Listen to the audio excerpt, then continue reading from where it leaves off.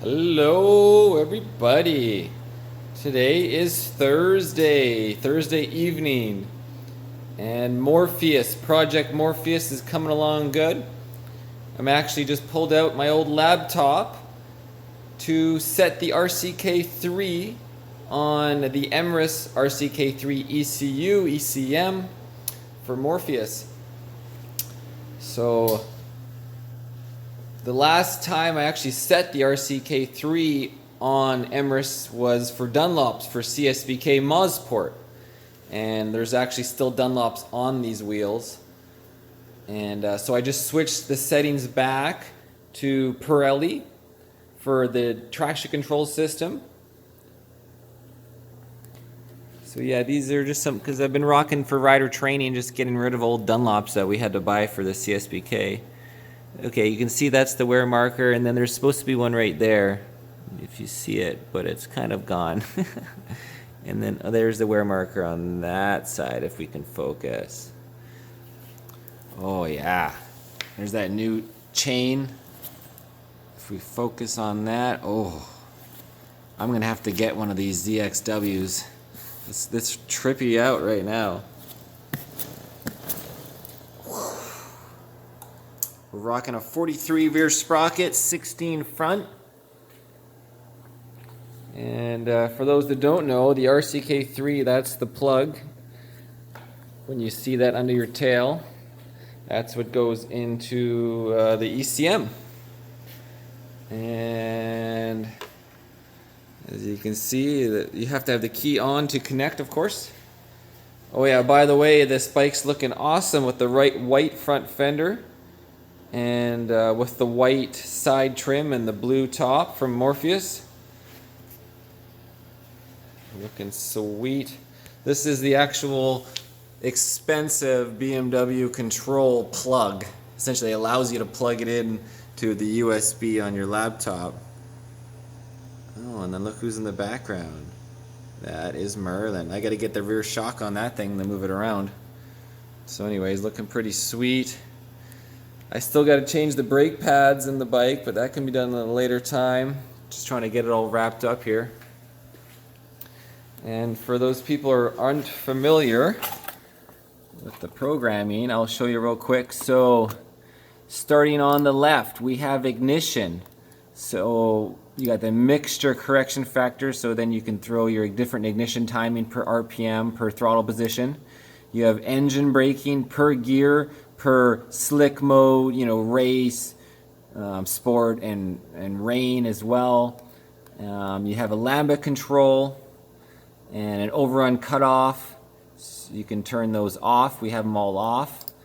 And traction control wise, you have your tire radius size, wheelie control. Wheelie control is max, medium plus, medium minus, and min and off. And we have gear ratios over here. So I just put the gear ratio for the 1643. So that's for launch control. We got grip level, reduction, pre-control, slip 1, 2, 3, 4. So that's slick number 4 is slick mode. Torque increase, torque control, slip offset. And then launch control, I have it set at 7,700 RPM, 60 kilometers threshold. DDC is removed. We have ABS. I have the IDM Slick 2 mode in there for all the modes. Shift assistant, we're at 0.98, so just a little quicker than pit lane limiter 3,900. And you got adaptation values, etc. So that's just the quick run of the mill for the RCK3. And I already put it into this bike, so it's ready to go. So next step is I'm going to unplug that, and I have the power commander as well for the map switch, so then I can check the power commander, plug into the USB right there, and double check that. Make sure we got the correct maps in there for pump fuel for both A and B, because I don't expect Robert to be running race fuel ever. Just a nice looking bike. It's cool with the blue hoses and the top ties it together nicely. It's been, what is it, Sunday, Monday, Tuesday, Wednesday, Thursday. So good 5 days of working on this bike, and If you've seen the other video, you remember the trailer. I installed the pit bowl. This morning I did this, and it was really tough because I had to hold the top Allen and also get underneath with the impact. So that was a little tricky. I had to like tape it up and stuff, and Robert wanted a simple, user-friendly, so I made a little gap in case you're going to change your wheelbase. So you can just roll it in and roll it in the chalk, and this is the chassis. These are the forks off of Morpheus, the electronic ones. That's what it looks like if you take the cap off.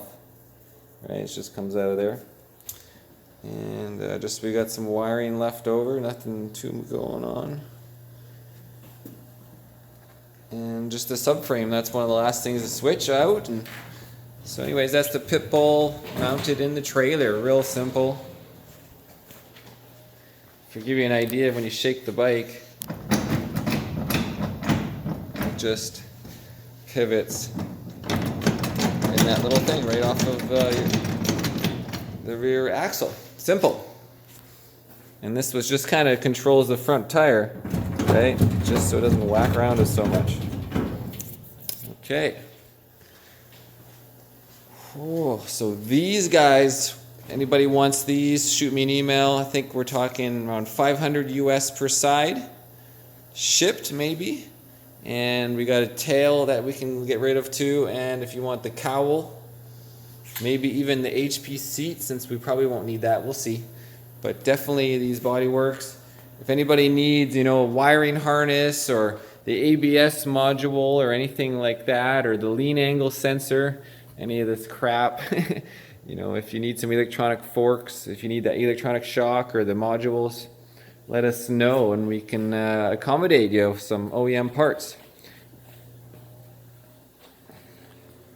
Unfortunately, the new 2020 BMW, they change everything on purpose because they want to monetize on their huge profitability for parts, for OEM parts. So right now the market's getting flooded with parts bikes like these, like Emrys. So they're selling less OEM parts.